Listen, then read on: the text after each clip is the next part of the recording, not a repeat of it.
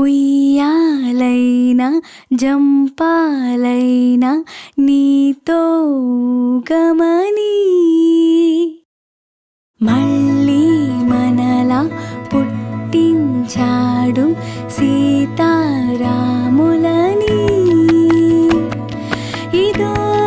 రకం స్వయం వరం అనేట్టుగా ఇలా నీ